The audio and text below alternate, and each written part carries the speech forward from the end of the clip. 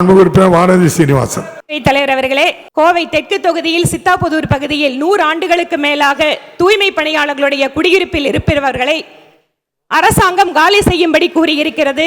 அவர்களுக்கான அந்த குடியிருப்பு என்பது அதே இடத்தில் அவர்களுக்கு அமைய வேண்டும், அந்த இடத்தையே அவர்களுக்கு சொந்தமாக்கி கொடுக்க வேண்டும் எனவும் நான் இந்த நேரத்தில் தங்கள் வாயிலாக கோரிக்கை வைத்து, பேரவைத் தலைவர் அவர்களே, குறிப்பாக பெண்களுக்கு எதிரான சமூக நலத்துறை அமைச்சர் மாண்பு பேரவைத் தலைவர் அவர்களே, நம்முடைய மாண்பு உறுப்பினர் அவர்கள் எல்லாமே உண்மைக்கு புறம்பான இதை சொல்லிட்டு இருக்கிறாங்க.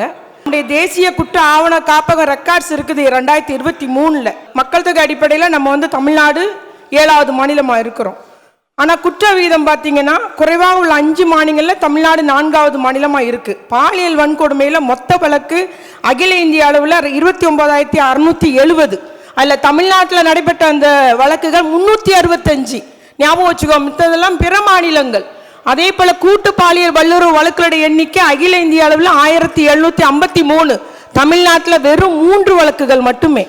அதே போல் மாற்றுத்திறனாளி பெண்கள் பாலியல் வன்கொடுமை செய்யப்பட்டது அகில இந்திய அளவில் 132. அதில் தமிழ்நாட்டில் 10 வழக்குகள்.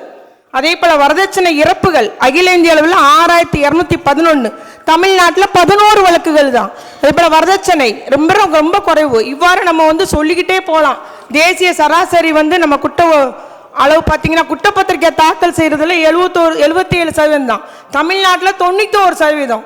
அதனால் நம்முடைய அரசு தமிழ்நாட்டு பெண்களுக்குரிய மேம்பாட்டுக்கான திட்டங்களை செயல்படுத்துவது மட்டுமல்லாமல் அவருடைய பாதுகாப்பை உறுதி செய்து வருகிறது. உடனடியாக எஃப்ஐஆர் பதிவு செய்யப்படுகிறது, குற்றப்பத்திரிகை நடவடிக்கை எடுக்கப்படுகிறது, வழக்குக்கு எல்லா உதவியும் பண்ணுது.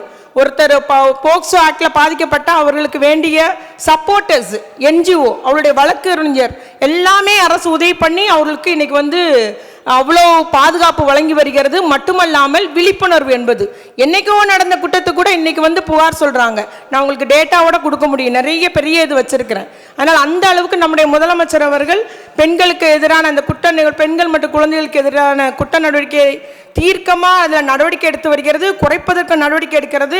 ஸ்பெஷல் கோர்ட் அதை புதியதாக அமைச்சிருக்கிறோம்.